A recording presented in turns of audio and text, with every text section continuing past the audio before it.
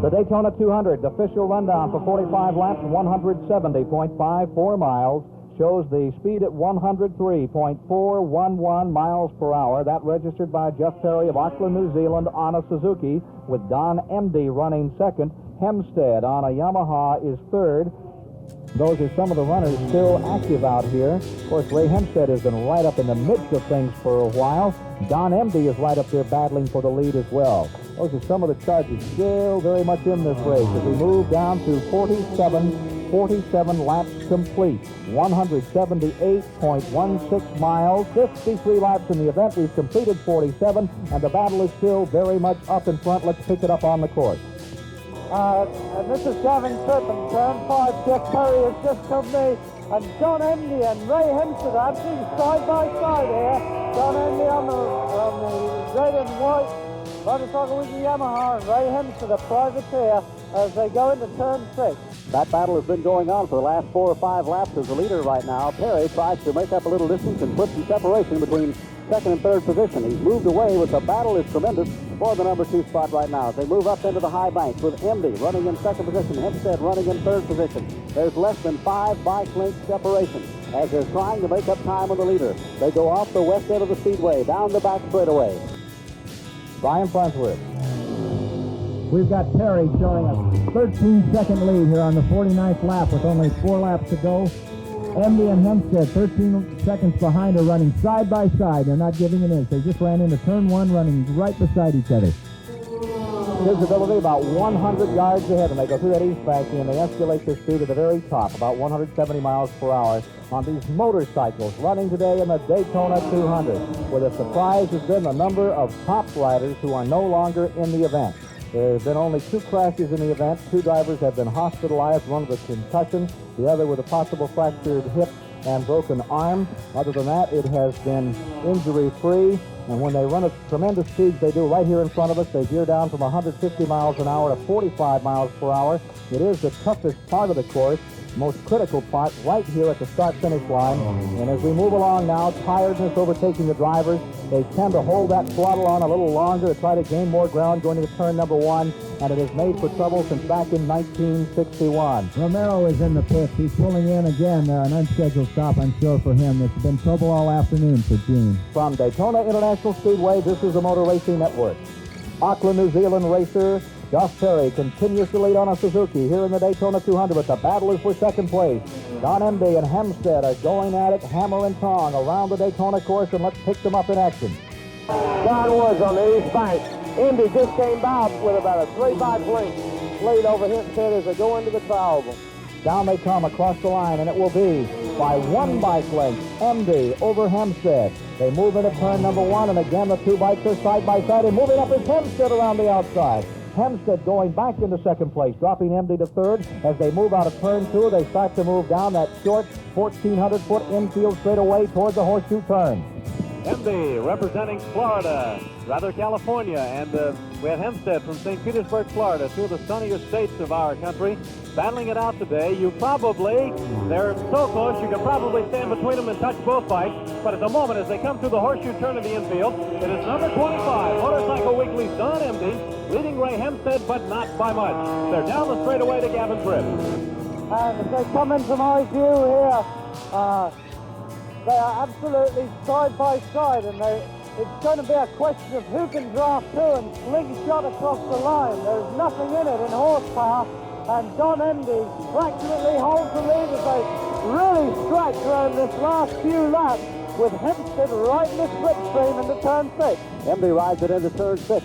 They swing way to the outside. They get plenty of maneuvering room now. Lays the bike down, goes down on the inside. Hempstead less than a bike length behind. They go up onto the high bank. The wind beginning to pick up a little bit. They get up next to the wall. They come down. A tremendous battle for the number 2 position as they chase the leader right now, heading into the west end of the speedway. Perry in the lead. That second position. Tremendous battle as they come off and head down the long back straightaway. They're 30 feet apart on the back straight. Emde has horsepower. He's pulling away. Obviously, he's been saving the engine a bit. No, now the slipstreaming is taking over, and Hempstead is pulled up, and he may slingshot by on the high banking up by Don Woods. Up on the high bank, Hempstead drops down almost on the apron. As he gets in under Emde, He's getting right by him. There he comes, glued together. 15 seconds separate from first to third position here as we move to the conclusion. We're in 51 laps. A couple more and it will be over. 193 miles have been completed. The battle is for second place. Emde and Hempstead. Bob Callahan in turn 3. Number 96, Jeff Perry, has stopped by the scoreboard. He is standing beside his motorcycle, lifting his visor back and just looking. So Jeff Perry, who was our leader, is no longer in the race. The Suzuki of Perry is out, and Emde and Hempstead have 2 laps to go to battle it out for the lead. At this point, Emde is leading, but again, you can't say by much, not more than a couple of bike lengths. Somehow Hempstead stays with him here, and now we'll try to encounter again with him in turn 5. And Don Emde is now in the lead. Don Emde is just really snaking on braking. As Emde and Hempstead battle it out. Really. One of the most exciting finishes has the stage set here at Daytona for the Daytona 200. As Hempstead and Emde move into turn number 6. Hempstead running in the number 2 position, trying to overhaul him as they move up on the high banks again. They're up behind some of the other bikes. They get down inside, looking for an opening to pull away as the battle is tremendous in the final 2 laps of the Daytona 200 with Emde running in the lead. Down the backstretch, Don Emde has an advantage as they move to Ivan Wager. We'll have to rely on slipstreaming on this one. They're both zigzagging, trying to get into each other's slipstream. Emde has it. He's pulling away, and it will be penned up on the banking. The wind is really picking up on the banking now. The bikes are really snaking through as Emde comes through, dropping low on the bank. Hempstead's pulling up, but he just can't hold it. Emde has opened up about a 50-yard lead now. There's a bike in between them as they go into the trial. Don Emde coming down across the line. There will be 1 lap to go. Emde in front. Hempstead chases him down into the first turn. We'll follow him around. This is the final lap on the 3.81-mile course. A major upset in the motorcycle world is taking place as rider Don Emde and Ray Hempstead battle to win the Daytona 200. Bob Callahan. The question now becomes, in the final lap, can the youngster Don Emde from San Diego, California on the Yamaha hold off the hard-charging Ray Hempstead? That question will be decided in just a matter of seconds. We'll use up about 20 or 25 of them of the just over 2 minutes it takes to go around this course. Emde leads through the flat turn in the horseshoe. He's got 100 yards from Ray Hempstead. They're both down on the tank, and this is the final drive, Gavin Trippe. And Don Emde is pulling away. He's strutting around the 120-mile-an-hour. And Don Emde on the Motorcycle Weekly privately entered Yamaha is coming into turn right in front of me. There's about 8 bike lengths in front of it. Ray Hempstead trying desperately as they go into turn 6. Emde with about a 2-second separation now over second position. Ray Hempstead as they come into turn 6. They put the bikes on the grass, and the stage is set for the finish in the Daytona 200. Up on the high banks they go. Emde rides right out against the wall. Chasing him is Ray Hempstead, trying to pull away as they move into the west end of the speedway, heading for that long back chute, and this race may well be decided in that trioval as they come off the back chute, head down that long back straightaway. They're still 100 yards apart coming onto the back straight. It's fantastic. These 2 little Yamaha 350s have outlasted the big, mighty 750s that ran so strong all week. Emde has still a 100-yard lead at the end of the straightaway. Coming out onto the high bank, Hempstead seems to be pulling up a good bit now, but Emde still has that 100-yard lead as they come through this. They're both dropping low on the apron to avoid this wind. Now Hempstead's really closing it up as they go on to the trial. Down they come. Moving for the finish. Don Emde in front. Hempstead is trying to close. They're coming to the line, and the winner of the Daytona 200 is Don Emde right behind him across the line. Across the line in second place, a tremendous finish for Ray Hempstead.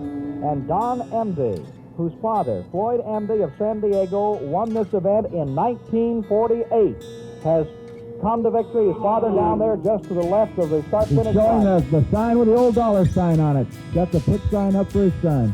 1948, an Indian won the event when they were running on the beach, down on the actual beach course here at Daytona. And today, His son, Floyd Emde's son, Don Emde, has won the most prestigious motorcycle race in the world, the Daytona 200. From Daytona International Speedway, this is the Motor Racing Network. Unofficially, we'll give you the front four right now. Don Emde has won it.